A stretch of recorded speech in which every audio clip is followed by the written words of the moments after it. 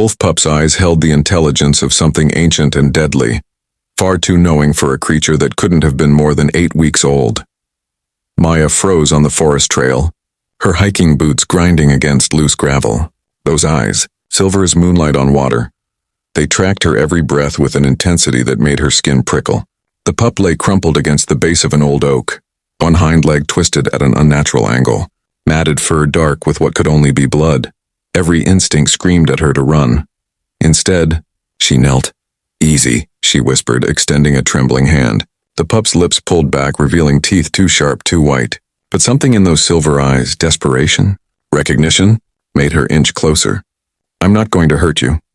The growl that rumbled from the tiny chest sounded like thunder trapped in a bottle. When Maya's fingers finally brushed soft fur, the pup jerked, then went eerily still. Up close, she could see the extent of the damage. Deep gashes raked across his ribs. Burns, actual burns, marked his shoulders in patterns that looked almost deliberate. "Who did this to you?" The words came out raw. Maya had always felt too much, cared too deeply about broken things. It's why she'd moved to this remote mountain town after her engagement imploded. Fewer people meant fewer disappointments. She shrugged off her jacket, carefully wrapping the trembling pup. He didn't resist, another strange thing. His eyes never left her face as she gathered him close, feeling the rapid-fire beat of his heart against her chest. "I've got you now," she murmured, standing. "You're safe." The silver eyes blinked once, slowly. Then the pup did something that stopped her breath. He pressed his muzzle against the hollow of her throat and inhaled deeply, like he was memorizing her scent. Maya's cabin came into view just as twilight painted the sky purple. She'd rented it sight unseen 3 months ago, drawn by the listing's promise of absolute seclusion. Tonight she was grateful for the isolation. The pup needed help, and she had questions that a veterinarian might find uncomfortable, like why his injuries resembled torture marks, or why she could swear she felt power radiating from him in waves. She set up a makeshift bed in the living room, layering blankets near the fireplace. The pup watched her every movement with those unsettling eyes, silent now except for the occasional whimper when she cleaned his wounds. Maya worked carefully, using supplies from her extensive first aid kit, a remnant from her old life as an ER nurse. "You're tougher than you look," she said softly, wrapping the broken leg with practiced efficiency. "These wounds, they should have killed something your size." The pup's ear flicked. Maya could have sworn he looked offended. She settled onto the floor beside him, exhaustion finally catching up. "I'm Maya, by the way. Since you're going to be my patient, we should probably be on a first-name basis." A weak laugh escaped her. "I'm talking to a wolf pup. My therapist would have a field day." Those silver eyes held hers. Then, moving with obvious pain, the pup dragged himself closer until his head rested on her thigh. The gesture felt deliberately protective. Maya's hand found the soft fur between his ears, stroking gently. "Sleep. Tomorrow we'll figure out what to do with you." She didn't expect to feel safe with a wild predator in her lap. But as the fire crackled and the pup's breathing deepened, Maya felt something she hadn't experienced in months. Peace. The howling started at midnight. Maya jerked awake, heart hammering. Outside, the forest had erupted with the sound of wolves, dozens of them, maybe more.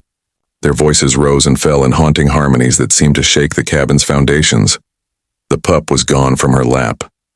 No, no, no. She scrambled up, scanning the room. There, by the window, balanced precariously on 3 legs, the pup stared out into the darkness. Every muscle in his small body was rigid. Maya rushed over, but froze when she saw what he was looking at. Eyes. Hundreds of glowing eyes surrounded her cabin, forming a perfect circle in the tree line. Large wolves, their bodies barely visible in the shadows, sat in eerie silence now, waiting. "Oh God." Her voice came out strangled. "Your pack?" The pup whined, a sound of such profound frustration and rage that Maya felt it in her bones. He turned those silver eyes on her, and she saw something impossible flicker across his face. Gratitude, apology, and a fierce, burning determination. One of the wolves stepped forward, larger than the others. Its coat was black as pitch, and when it met Maya's gaze through the glass, she felt the weight of judgment. The wolf's lips pulled back, revealing fangs that could tear her apart. Maya did the stupidest thing she'd ever done. She picked up the pup, cradling him against her chest, and opened the door.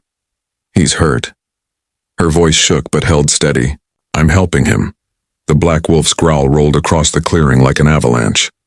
The other surged forward, a bark from the pup in her arms. Sharp, commanding, utterly at odds with his size, every wolf stopped. Maya's breath caught. The pup struggled in her arms, clearly trying to communicate something. She carefully lowered him to stand on the threshold, supporting his weight. He took one painful step forward, then turned back to look at her. The black wolf approached slowly. Maya fought the urge to grab the pup and run. When the massive creature reached them, it lowered its head, sniffing the pup thoroughly. Then it did something that made Maya's knees weak. It bent down and gently licked the pup's face before turning those golden eyes on her. The look wasn't aggressive anymore.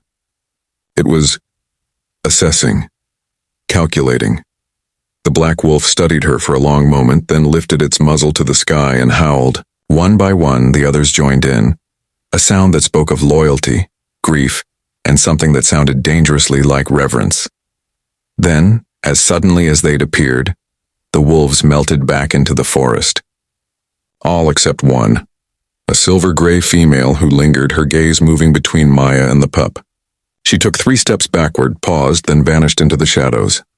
Maya's legs gave out. She sat hard on the threshold, the pup immediately crawling into her lap despite his injuries.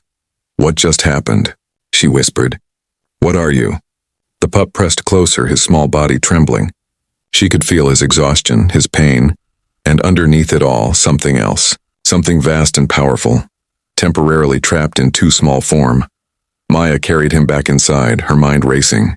This wasn't a normal wolf pup. These weren't normal circumstances. And the way those wolves had looked at her at the end, like she'd passed some kind of test. She settled by the fire again, the pup curled in her arms. His breathing evened out quickly, but Maya couldn't sleep. Questions churned through her thoughts. Who had hurt him? Why had his pack left him in this state? And why did holding him feel less like caring for an injured animal, and more like protecting something infinitely precious? 3 days passed in a strange routine. Maya tended the pup's wounds, which healed with impossible speed. She talked to him constantly, narrating her life, her fears, the pieces of herself she usually kept hidden. And he listened, truly listened, in a way that made her believe he understood every word. The pup followed her everywhere, always maintaining physical contact. A paw on her foot while she cooked. His body pressed against her legs while she read. That tiny muzzle tucked against her throat while she slept on the couch, afraid to leave him alone downstairs. On the 4th morning, Maya woke to find him standing by the door, putting full weight on his injured leg. The wounds had closed completely. His silver eyes met hers with unmistakable meaning. "You're leaving." The words tasted like ash. The pup's ears drooped. He limped over, pressing his forehead against her knee. When he looked up, those ancient eyes held such raw emotion that Maya had to look away before she started crying. "It's fine. You're healed. You need to go back to your pack." She forced brightness into her voice. "I knew this was temporary." The pup whined, low and mournful. Then he did something extraordinary. He stood on his hind legs, front paws on her thighs, and nuzzled against her throat exactly where her pulse hammered.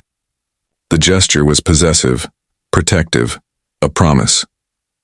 Before Maya could process it, he pulled away and limped to the door, looking back once with eyes that seemed to say, "Wait for me." She opened the door. The pup paused on the threshold, threw his head back, and released a howl that shook her to the core. It didn't sound like a pup. It sounded like a king reclaiming his throne. Then he was gone, disappearing into the forest in a streak of silver-gray fur. Maya stood in the doorway long after he'd vanished, feeling inexplicably bereft, ridiculous. He was a wild animal. This was the right outcome. So why did it feel like she'd just lost something vital? 2 weeks of silence. Maya threw herself into work, taking extra shifts at the small town clinic. She hiked different trails. She tried to forget silver eyes and soft fur and the strange sense of rightness she'd felt with a wolf pup in her arms. She failed spectacularly. Tonight, unable to sleep, she sat on her cabin's porch with tea that had long gone cold. The forest was quiet except for the usual nocturnal sounds, normal, empty. Then the trees exploded with movement. Wolves poured into the clearing, not surrounding her cabin this time, but forming a pathway from the forest to her porch. Their eyes glowed in the darkness, and every single one of them was bowing, heads lowered, bodies pressed to the ground in submission. Maya stood, her mug falling to shatter against the wood. From the forest, he emerged. Not a pup anymore. A full-grown wolf, massive and magnificent, his coat the color of storm clouds in moonlight. He moved with fluid power, each step deliberate, those silver eyes locked on Maya with an intensity that stole her breath. But it was him. She knew it in her bones. The same intelligence, the same ancient power, no longer trapped in a helpless form. The massive wolf climbed her porch steps slowly, and Maya saw the faint scars on his ribs, his shoulders. Evidence of torture survived even transformation. When he reached her, he pressed that huge head against her stomach, a low rumble vibrating through his chest. Maya's hands moved automatically, burying themselves in thick fur. "You came back." The wolf pulled away enough to meet her eyes. Then, before her disbelieving gaze, his body began to shimmer. Bones cracked and reformed. Fur receded. In seconds, a man knelt before her, tall, powerfully built, with silver eyes that hadn't changed. He was gloriously naked and completely unself-conscious about it, his scarred body illuminated by moonlight. When he spoke, his voice was rough, like he hadn't used it in years. "Forgive me, Luna. I couldn't come to you until I'd reclaimed what was stolen." His hand reached up, calloused fingers gentle as they cupped her face. "I am Kieran, Alpha King of the Northern Territories.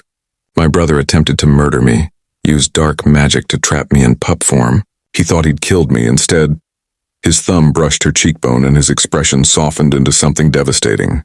You found me, saved me, healed me when you owed me nothing." Maya's mind reeled.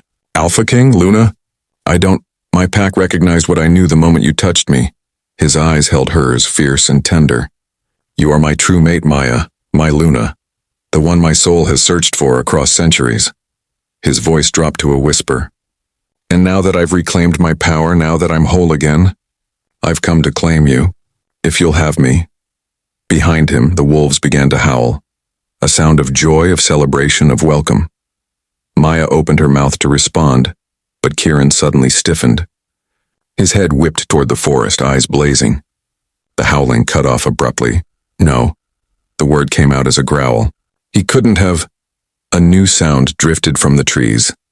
Laughter, cold and cruel and triumphant. "Did you really think it would be that easy, brother?" A figure stepped from the shadows. Another man, similar enough to Kieran to clearly be related. But where Kieran radiated power, this man reeked of corruption. His eyes glowed sickly yellow. "You survived the spell. Impressive." The brother's smile was razor-sharp. "But you've made a critical error. You've revealed your weakness." His gaze slid to Maya and her blood turned to ice. A human Luna? How disappointing. And how very, very convenient. Kieran moved faster than thought, positioning himself between Maya and his brother. The wolves surged forward, forming a defensive wall, but the brother only laughed again, raising his hands as dark magic swirled around his fingers. "Tell me, Kieran, how much of your reclaimed power will you sacrifice to keep her alive? Because that's the choice I'm giving you." His smile widened. "Your throne or your mate? You can't have both." The air crackled with tension. Maya felt Kieran's body coiling, ready to strike, ready to protect her at any cost. And in that moment she realized her quiet life had just ended. The question was, could she survive what came next? To be continued.